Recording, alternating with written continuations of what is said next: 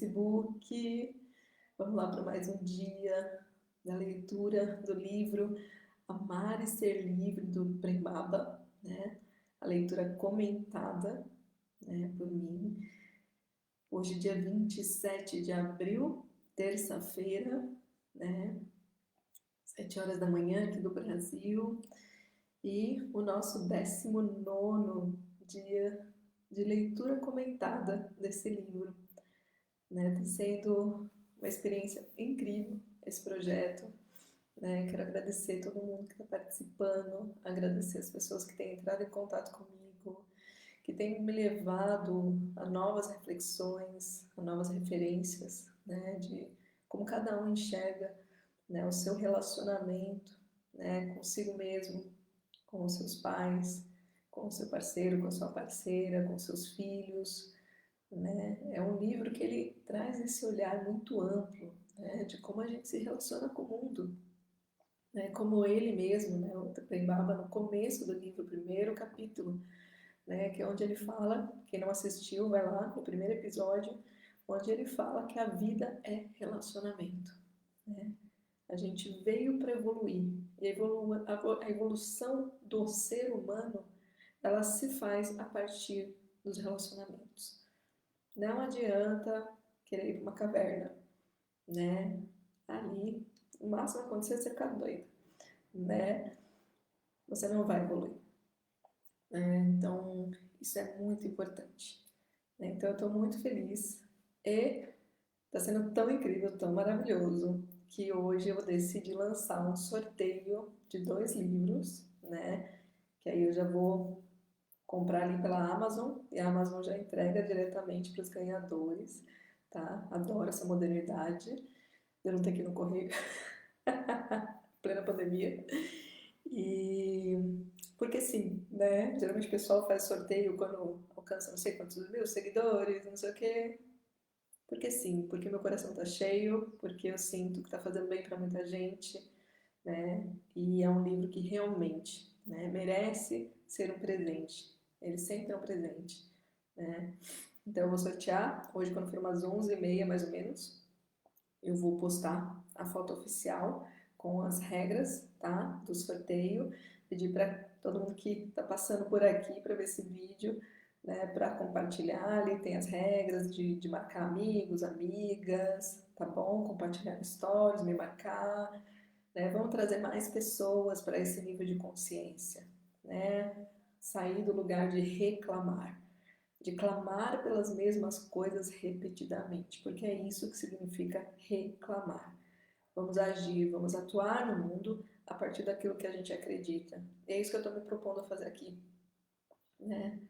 Querer alcançar mais pessoas para que essa mensagem, para que esse tipo de conteúdo que fez tanta diferença na minha vida e que faz diferença na minha vida chegue para outras pessoas, né? Não fique só comigo me fazendo olhar de um prisma onde eu olho os outros e penso, ah, não, impossível, como que ela ainda está fazendo isso? Como que ela ainda continua nesse relacionamento abusivo, relacionamento tóxico? Bom dia, Margot. Margot chegou cedinho hoje. Então, a ideia é propagar, né? É propagar esse conteúdo, é propagar todos os livros que eu já li, né? E alguns que eu estou lendo, né? Que trazem ensinamentos. Obrigada. Oi, gatona. Oi para você também, gatona. Que trazem algo que enriquece a nossa alma, que enriquece a nossa experiência nesse plano, né? E esse é o meu propósito aqui, tá? Então esse sorteio vai ser justamente para continuar atingindo mais pessoas, né? E levando para as mais pessoas esse nível de consciência que, para mim, muitas vezes pode ter sido básico em algum momento. Não, como que ela não sabe isso? Como que ele não sabe isso? E hoje eu entendo que não é básico, não é óbvio, né? Essa tomada de consciência, tem pessoas que não têm ideia de que existe esse outro eu dentro de nós, aliás, esses outros eus, né? As pessoas não têm essa consciência. E a partir do momento que as pessoas vão tomando consciência disso, vão se apropriando disso, aí a gente desenvolve a capacidade de cada sujeito olhar para a sua própria história e ressignificar essa história e a partir disso trazer para o mundo algo melhor, né? Então todos somos afetados, né, de forma positiva com a mudança do outro. E esse é o propósito aqui, tá bom? Então vamos lá. Um gole de café. Mais uma vez, né? É esse livro aqui, tá? Já mostrei lá no começo, né? Estamos na metade do livro, né? Estamos no capítulo 3, ele vai ter o capítulo 4, né? Então aqui hoje, por exemplo, é a página 77. É importante sempre a gente saber onde estamos, né? E para onde queremos ir, né? E eu vou ler até a página 149. Então, estamos na 77, vai até a 149 e, lógico, né, só alguns trechos. Não é uma leitura integral do conteúdo, tá bom? Então, hoje a gente vai falar sobre eu e o outro, né, com a principal pergunta, né, que eu coloquei até aqui no título, né, quem em você está se relacionando com o outro? E quem no outro está se relacionando com você, né? Isso é muito importante, né? O que que a gente de fato, honestamente, está buscando naquele relacionamento, né? Então vamos lá. Já examinamos como o nosso desenvolvimento. Bom dia, Esther! Já examinamos como o nosso desenvolvimento, nossas próprias dores e máscaras afetam os relacionamentos.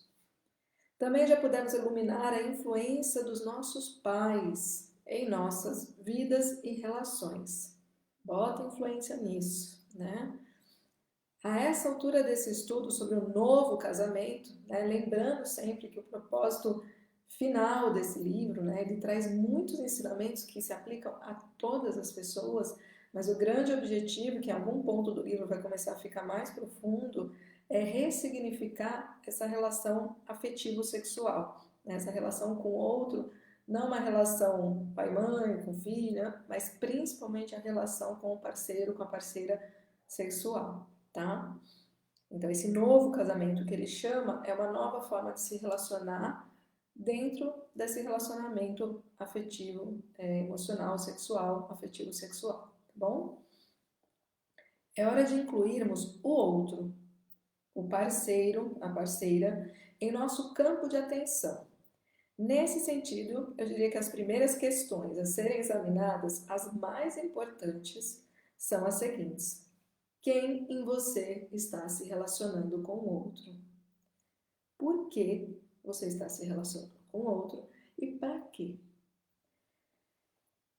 Quando estamos apegados a um relacionamento que já não promove o nosso crescimento, isso significa que estamos presos ao vício da codependência, e que é muito frequente, mais do que a gente imagina e tem consciência, né? As pessoas encontram muitas razões para permanecerem presas no relacionamento doentio. Se o casal, por exemplo, tem uma moral religiosa muito forte, muitas vezes os parceiros acabam ficando juntos pelo medo de desagradar a família, o padre ou Deus. Como se Deus estivesse preocupado com o casamento do sujeito, né? Até uma certa prepotência, né? Eles têm medo das consequências. Bom dia, Fê.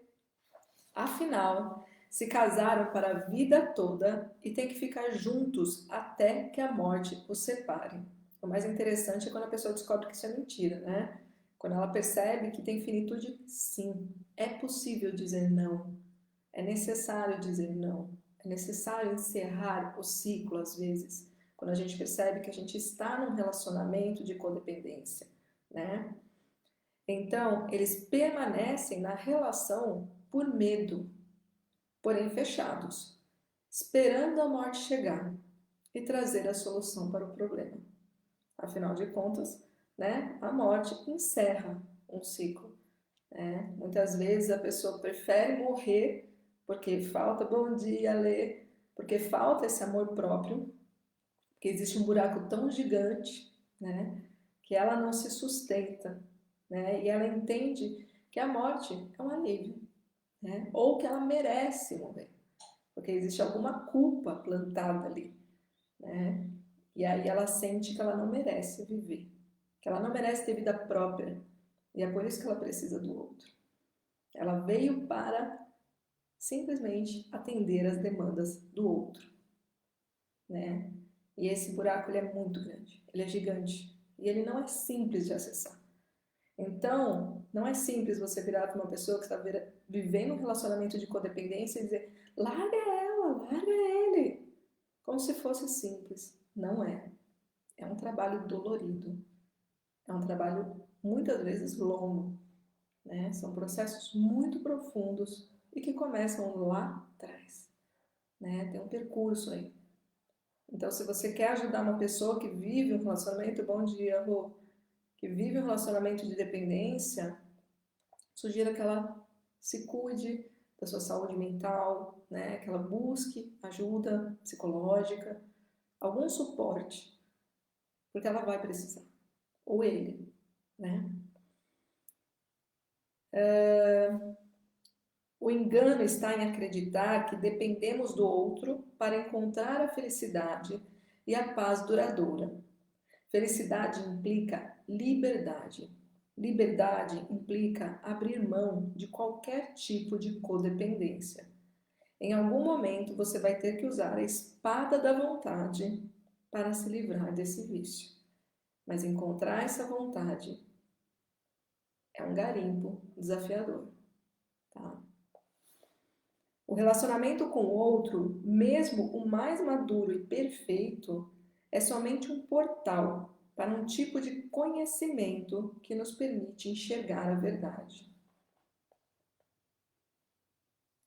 Se estivermos comprometidos a evoluirmos na relação, não com os jogos e distrações do ego, podemos até ter momentos felizes com o outro. Podemos até aprender o caminho que nos leva à felicidade duradoura. Porque esse novo modelo de se relacionar com o outro, que ele chama aqui, né, o Brembaba de novo casamento, pode nos dar vislumbres sobre isso. O outro serve como espelho para o nosso autoconhecimento, para o bom e para o mal, né? Então, o outro ele serve como espelho daquilo que nós temos de luz e daquilo que nós temos de sombra, né? São os dois lugares. E é importante a gente ter consciência disso, para entender que muito do que a gente enxerga no outro é sobre nós, principalmente aquilo que incomoda, né? Que você culpa o outro, como se só tivesse nele aquilo.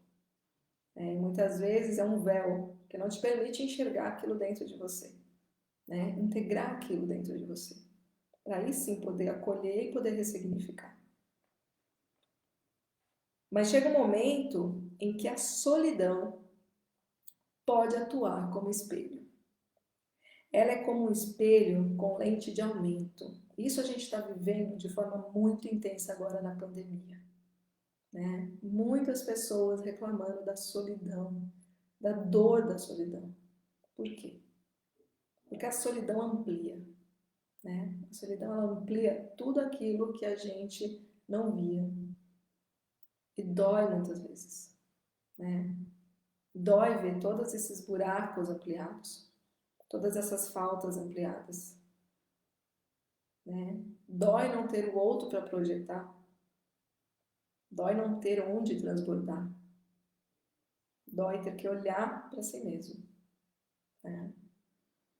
Começamos a nos ver com muita nitidez, começamos a ver tudo aquilo que não nos pertence e tudo isso começa a se dissolver. A maior parte das pessoas reage com medo a esse encontro com a solidão. Tememos a loucura e a perda das referências e tentamos fugir. E é muito interessante que muitas vezes perder as referências é o que pode nos salvar. Porque essas referências muitas vezes são justamente crenças, padrões que vieram lá de trás, né? Que geraram esse buraco dentro da gente.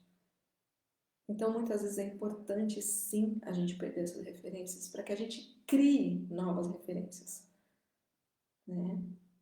E é isso que pode mudar muito esse jogo. E a solidão é um grande presente nessas horas. Se assim as pessoas conseguissem enxergar, né? E temer a loucura, somos todos loucos, por natureza, né? Mas louco é quem me diz que não é feliz, né? Como diria Ney Matogrosso, rei. Sentimos um grande impulso para ver televisão, ler revistas, fazer compras, entrar novamente em um relacionamento como uma rota de fuga, fugindo de nós mesmos, né? Esses dias, né, uma pessoa que eu atendo me mandou um negócio no Facebook, né? Aquelas fotinhos com frases, né? De uma frase que é muito comum, né? A gente ouve já há muitos anos, que não importa para onde você vai, resumindo, né? Não importa para onde você vá, você sempre vai estar ali. Não adianta você tentar fugir de você. Para onde quer que você vá, você vai levar você. Ou seja, quem é a pessoa mais importante de ser olhada, de ser cuidada, de ser amada, de ser aceita, de ser integrada? É você mesmo. É você mesmo. Porque de nós mesmos a gente não pode fugir. Então não adianta mudar de relacionamento, não adianta mudar de casa, não adianta mudar de emprego. A gente leva a gente. E esse é o nosso desespero muitas vezes. Ou seja, qual é a dúvida que o trabalho precisa começar aqui, né?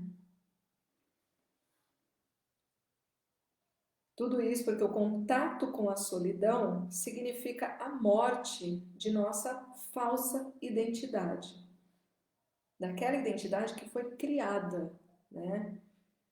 Por isso tentamos fugir dessa morte, que ao mesmo tempo é um renascimento. Porque para renascer, uma parte de você tem que morrer. Nós negamos a morte, mas a morte acontece o tempo inteiro na nossa vida, né? Sempre morre algo de nós, tanto fisicamente quanto emocionalmente, né? Porque se isso não acontecesse, não teria espaço para um novo, para as novas células, para os novos pensamentos, para as novas crenças, para os novos sonhos, para os novos propósitos, para as novas metas, né? Então as pessoas falam assim, qual que é a sua meta de vida? Cara, eu tenho uma meta para amanhã, né? Hoje eu entendi isso. Eu acho que a pandemia está nos levando para esse lugar também, né? Eu tenho uma meta para hoje, aliás, na pandemia, né? Eu acordo e penso, tá? O que é possível e que faz sentido realizar hoje? Porque amanhã eu não sei. Eu não sei o que vai acontecer, gente. Esse cenário, ele tem me mostrado com muita clareza a necessidade de a gente trabalhar essa capacidade de viver de fato o agora, né? Porque essa busca pelas metas futuras é o que gerou uma sociedade doente, sofrendo de forma absurda com pânico, depressão, ansiedade. Porque está o tempo inteiro as pessoas buscando algo lá na frente. E o hoje, né? Então essas mudanças, elas só são possíveis porque algo morre. A morte sopra a vida o tempo inteiro. Né? Esses dias eu falei para uma pessoa, né? A vida não é um sopro, a vida é um susto. Porque quando você percebe que a vida é um susto, você vai. Né? Se for um sopro, você fica ali. Isso foi uma coisa que veio na minha cabeça, tá?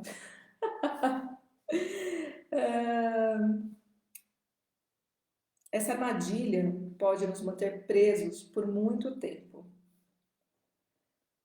Tenho visto muito, aqui ele conta, né, que ele tem visto muitas pessoas ainda viciadas nessa codependência, o que irremediavelmente os lança ao sofrimento.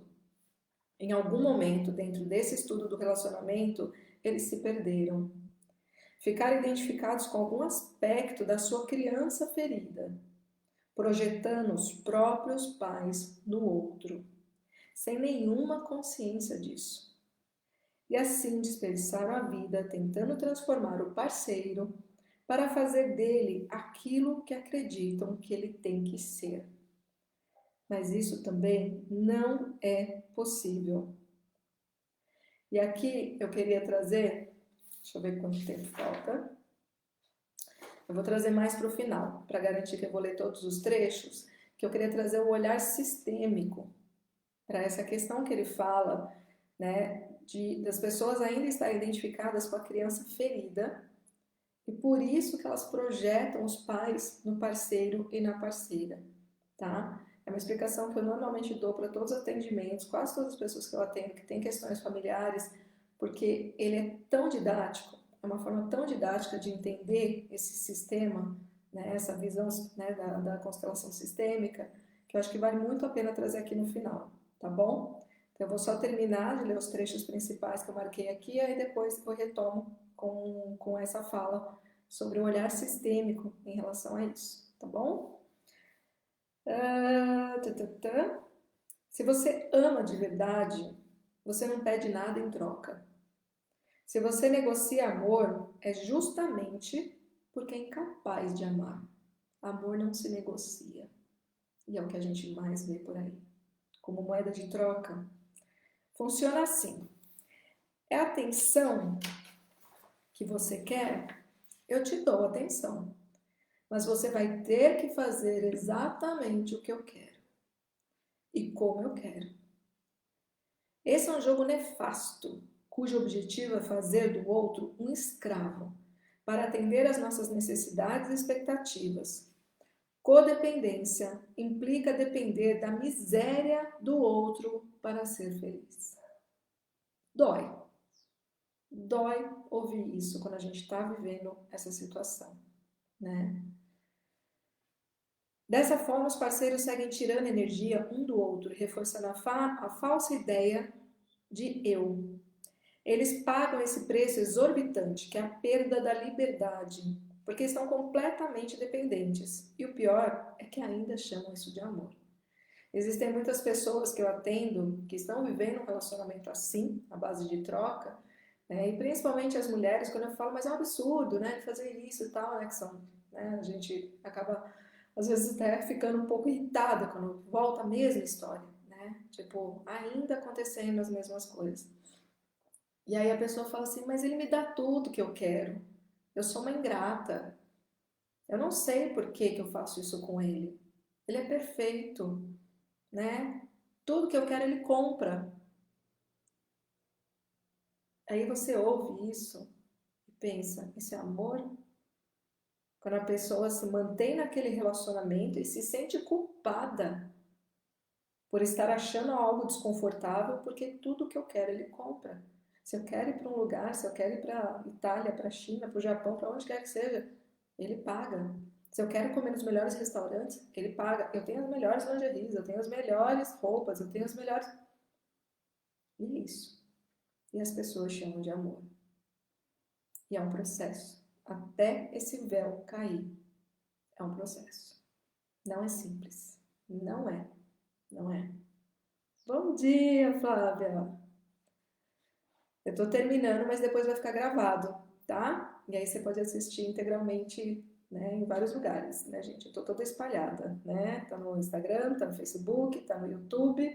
Os links estão na bio. E também no podcast, como MairaCast, tá bom? Vamos lá. Uma das formas de perpetuar a codependência é o jogo de acusações, pois ele desperta culpa no outro. Quando fazemos o outro sentir-se culpado pela nossa incapacidade de amar, fazemos mal de verdade. Recebemos uma satisfação momentânea, sádica, tá? Porque somos todos masoquistas e sádicos. Todos. Isso faz parte da natureza humana, tá? É que a gente não tem esse conhecimento, a gente não percebe, né? Mas a gente tem essas atitudes o tempo inteiro. Pois somos invadidos por uma energia, não, recebemos uma satisfação momentânea, pois somos invadidos por uma energia e nos sentimos poderosos. Mas o peso de fazer o outro sentir-se assim é muito pesado. Normalmente, né, se é uma pessoa de boa índole, de bom caráter, né, ela vai sentir uma culpa gigante em relação a essas atitudes. Quando aponta o dedo para o outro e diz: você é culpado pela minha miséria. Você faz com que ele entre no inferno para tentar ser amado. E o outro cai nesse inferno justamente por ainda estar identificado com a criança ferida que tem necessidade de amor exclusivo. Alguns fazem qualquer coisa por uma migalha de atenção. Portanto, a carência afetiva é o alimento da codependência. A gente tem falado muito sobre essa carência afetiva, né, nesse livro, né, do Prembaba, que é realmente a base, né, desse tipo de relacionamento tóxico. E aí eu vou trazer aqui que eu falei para vocês que eu ia trazer, que ele traz também, falando da criança interior, né, a visão sistêmica para isso, porque eu acho ela didática, né, sim, eu acho uma forma fácil da gente compreender um pouco, né, como funciona isso. Os pais, segundo a constelação sistêmica, né, o Bert Hellinger, ele faz uma construção que eu acho muito bonita, né, para explicação dessa criança ferida que projeta os pais no parceiro, na parceira, né? Imagina que a gente, né, os nossos pais estão aqui, tá? Quando a gente é criança, quando a gente é adolescente, quando a gente é jovem, ainda dependente desses pais, né, da função paterna e materna, que é primordialmente nos manter vivos, tá? Então, assim, se o seu pai e sua mãe conseguiram fazer com que você sobrevivesse, eles cumpriram a função deles. Função materna e paterna é ajudar com que aquele sujeito, aquele indivíduo, aquela vida permaneça, né? De uma forma bem básica, tá? Então, enquanto a gente precisa dessa figura materna e paterna, a gente está olhando para os pais. Então, os pais estão olhando para o horizonte, que estamos nós, né? Dependentes desses pais. A partir do momento que a gente amadurece, que a gente adquire a capacidade e a autonomia para viver a nossa vida, para construir a nossa família, para buscar o nosso trabalho, o nosso sustento, não precisar mais dos provedores, não precisar mais desse acolhimento intenso, diário, né, de dizer o que eu faço, o que eu não faço, de me introduzir crenças, padrões, né? Eu vou para a vida. Se essa relação foi saudável, se a construção desse indivíduo for uma construção onde veio um pai suficientemente bom, uma mãe suficientemente boa, ou seja, que trabalham para que esse indivíduo seja independente, né? Os pais suficientemente bons, o trabalho deles é fazer com que eles vão se tornando desnecessários a cada ano de vida desse sujeito. E aí, quando esse sujeito está pronto, ele se volta para a vida e dá as costas para os pais no sentido de: pai, mãe, eu agradeço, eu honro vocês, gratidão por tudo que vocês fizeram como meus pais até aqui, porque eu realmente precisava, mas agora eu dou conta, agora eu consigo lidar com a minha vida. E aí você vira e vai para a vida. Isso quando acontece esse relacionamento com os parentais de uma forma saudável, construtiva, evolutiva, o que quase nunca acontece, né? E aí essa criança, esse adulto, esse jovem, eles vão para a vida. E aí encontram um parceiro que vai vir aqui do lado e vai olhar para o mesmo horizonte e vão construir a sua vida juntos como adultos. Quando que isso acontece? Raras vezes, né? A grande maioria das vezes o que acontece? O adulto permanece aqui.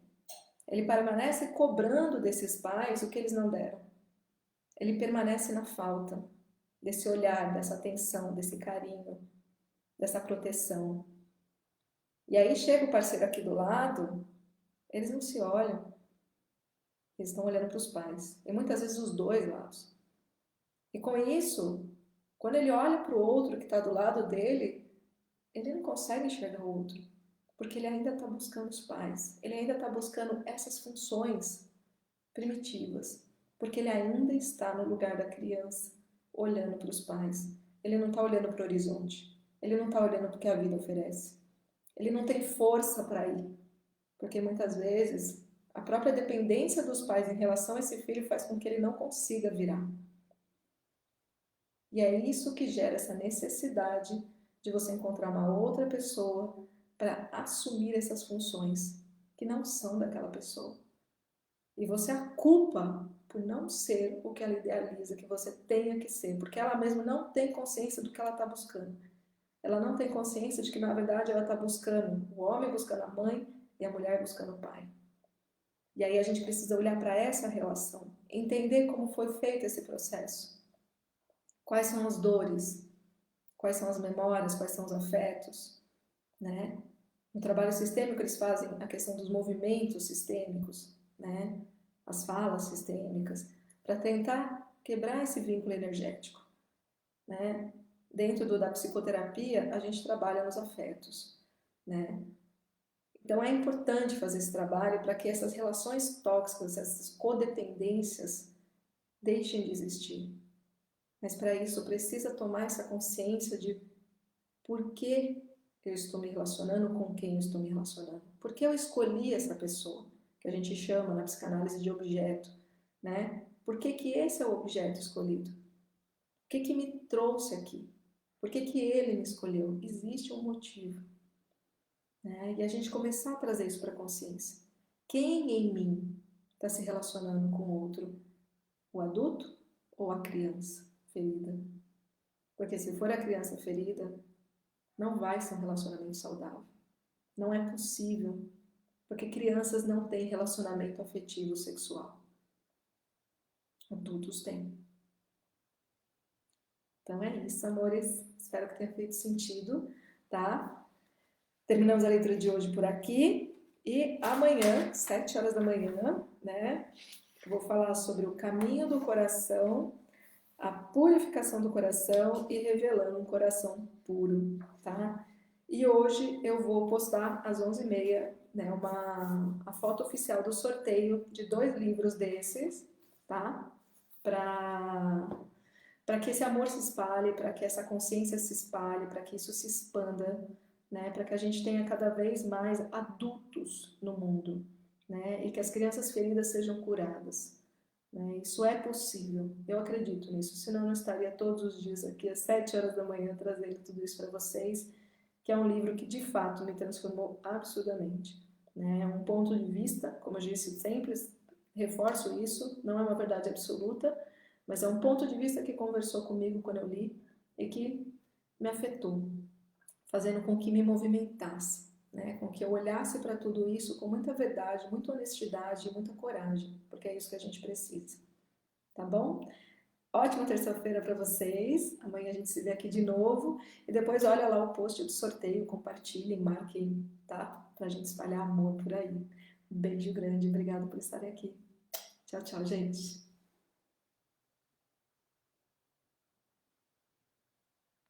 Tchau, Facebook.